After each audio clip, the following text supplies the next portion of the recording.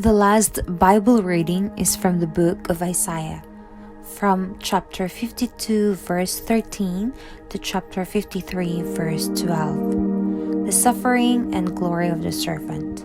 Verse 13. See, my servant will act wisely. He will be raised and lifted up and highly exalted, just as there were many who were appalled at him. His appearance was so disfigured beyond that of any human being, and his form marred beyond human likeness. So he will sprinkle many nations, and kings will shut their mouths because of him. For what they were not told, they will see, and what they have not heard, they will understand. Who has believed our message, and to whom has the arm of the Lord been revealed? He grew up before him like a tender shoot, and like a root out of dry ground. He had no beauty or majesty to attract us to him, nothing in his appearance that we should desire him. He was despised and rejected by mankind, a man of suffering and familiar with pain. Like one from whom people hide their faces, he was despised, and we held him in low esteem. Surely he took up our pain and bore our suffering, yet we considered him punished by God, stricken by him, and afflicted. But he was pierced for our transgressions, he was crushed for our iniquities. The punishment that brought us peace was on him, and by his wounds we are healed. We all, like sheep, have gone astray. Each of us has turned to our own way, and the Lord has laid on him the iniquity of us all. He was oppressed and afflicted, yet he did not open his mouth. He was led like a lamb to the slaughter, and as a sheep before its shearers is silent, so he did not open his mouth.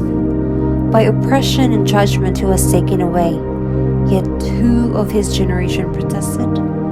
For he was cut off from the land of the living. For the transgression of my people he was punished. He was assigned a grave with the wicked, and with the rich in his death.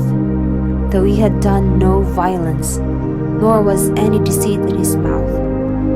Yet it was the Lord's will to crush him and cause him to suffer. And though the Lord makes his life an offering for sin, he will see his offspring and prolong his days, and the will of the Lord will prosper in his hand.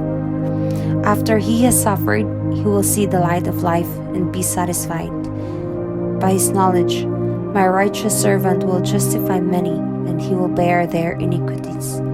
Therefore, I will give him a portion among the great, and he will divide the spoils with the strong, because he poured out his life unto death, and was numbered with the transgressors. For he bore the sin of many, and made intercession for the transgressors. The last Bible reading from the New Testament is taken from the book of John, from chapter 18, verse 1 to chapter 18, verse 42. When he had finished praying, Jesus left with his disciples and crossed the Kidron Valley. On the other side there was a garden, and he and his disciples went into it. Now Judas, who betrayed him, knew the place, because Jesus had often met there with his disciples. So Judas came to the garden, guiding a detachment of soldiers and some officials from the chief priests and the Pharisees. They were carrying torches, lanterns, and weapons. Jesus, knowing all that was going to happen to him, went out and asked them, "Who is it you want?"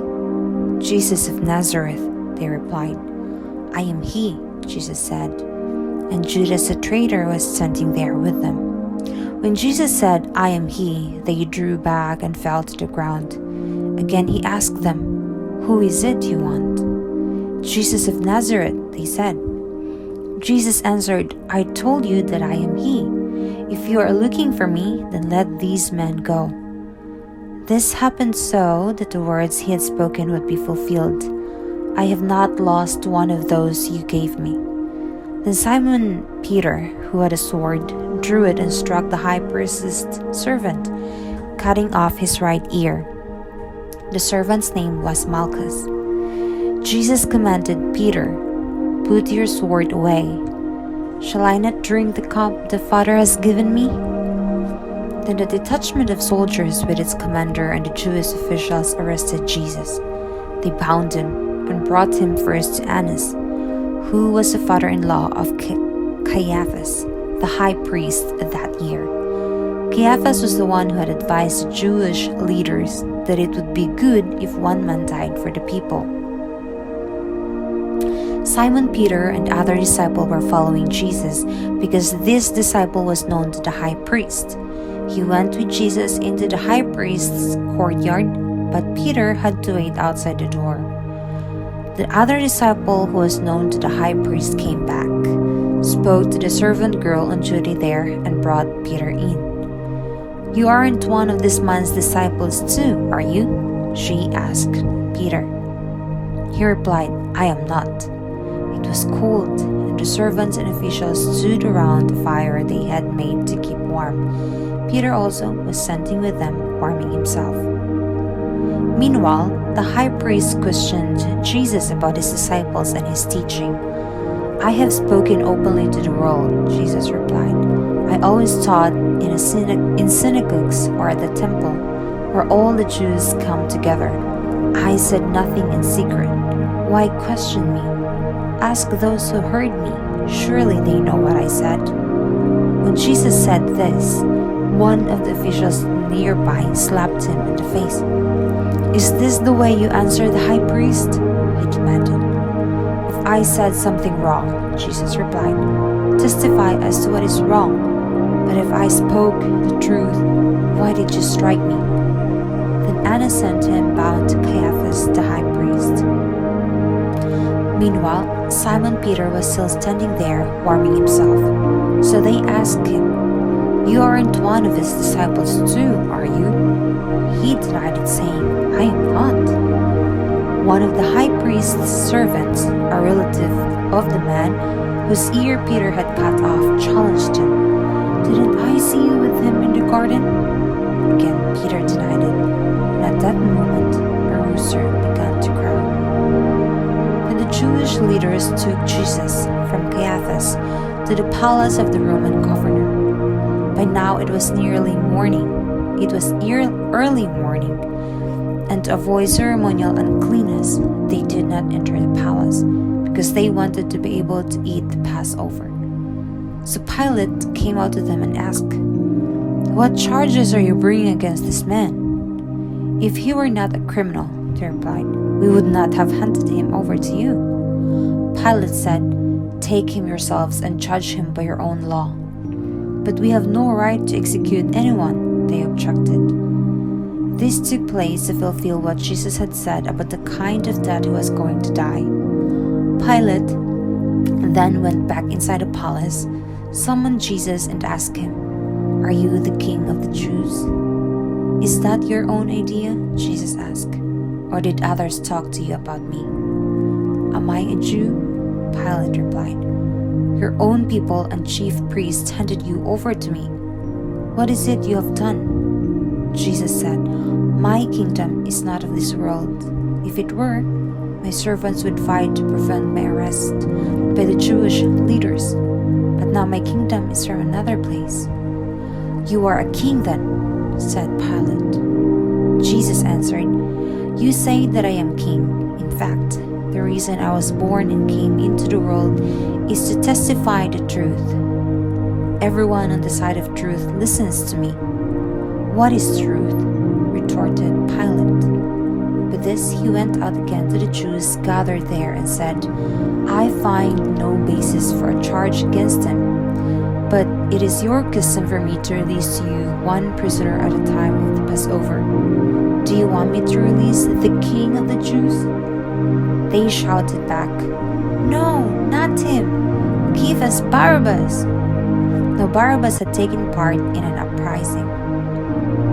Then Pilate took Jesus and had him flogged. The soldiers twisted together a crown of thorns and put it on his head. They clothed him in a purple robe, and he went up to him again and again, saying, "Hail, King of the Jews!" They slapped him in the face. Once more Pilate came out and said to the Jews gathered there, "Look, I am bringing him out to you to let you know that I find no basis for a charge against him." When Jesus came out wearing the crown of thorns and a purple robe, Pilate said to them, "Here is the man." As soon as the chief priests and their officials saw him, they shouted, "Crucify! Crucify!" But Pilate answered, "You take him and crucify him. As for me, I find no basis for a charge against him." The Jewish leaders insisted, "We have a law, and according to that law, he must die, because he claimed to be the Son of God." When Pilate heard this, he was even more afraid, and he went back inside the palace. "Where do you come from?" he asked Jesus, but Jesus gave him no answer. Do you refuse to speak to me?" Pilate said. "Don't you realize I have the power either to free you or to crucify you?" Jesus answered, "You would have no power over me if it were not given to you from above. Therefore, the one who handed me over to you is guilty of a greater sin." From then on, Pilate tried to set Jesus free, but the Jewish leaders kept shouting, "If you let this man go, you are no friend of Caesar. Anyone who claims to be a king opposes Caesar." When Pilate heard this, he brought Jesus out and sat down on the judge's seat at a place known as the Stone Pavement, which in Aramaic is Gabbatha. It was the day of preparation of the Passover. It was about noon. "Here is your king," Pilate said to the Jews. But they shouted, take him away, crucify him." "Shall I crucify your king?" Pilate asked. "We have no king but Caesar," the chief priest answered. Finally, Pilate handed him over to them to be crucified. So the soldiers took charge of Jesus, carrying his own cross. He went out to the place of the skull. There they crucified him, and with him 2 others, one on each side, and Jesus in the middle. Pilate had a notice prepared and fastened to the cross. It read, "Jesus of Nazareth, the King of the Jews." Many of the Jews read the sign, for the place where Jesus was crucified was near the city, and the sign was written in Aramaic, Latin, and Greek.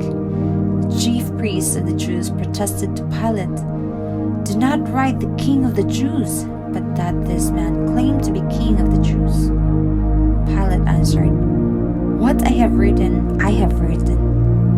When the soldiers crucified Jesus, they took his clothes, dividing them into 4 shares, one for each of them, with the undergarment remaining. This garment was seamless, woven in one piece from top to bottom. "Let's not tear it," they said to one another.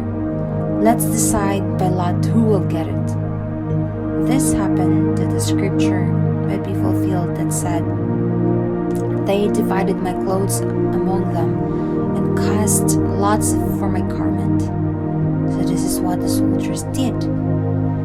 Near the cross of Jesus stood his mother's sister, Mary the wife of Clopas, and Mary Magdalene.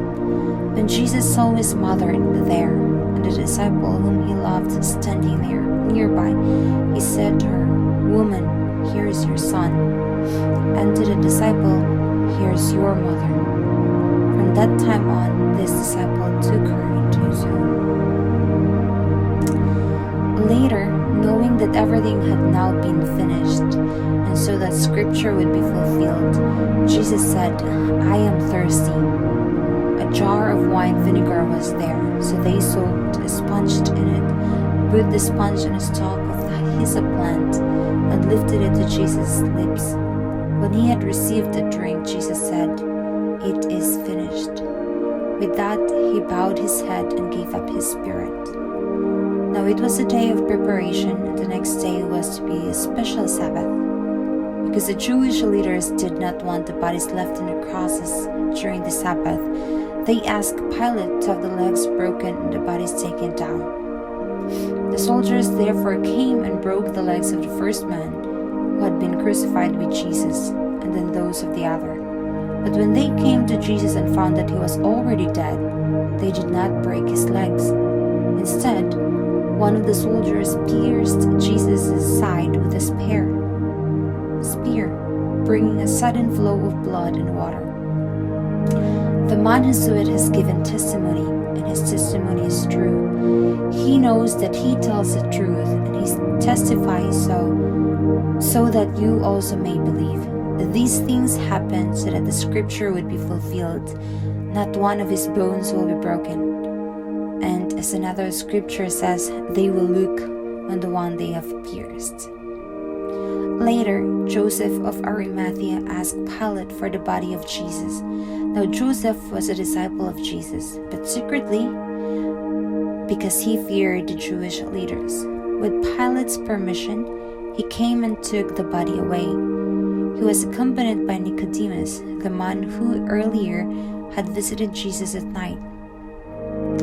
Nicodemus brought a mixture of myrrh and aloes, about 75 pounds.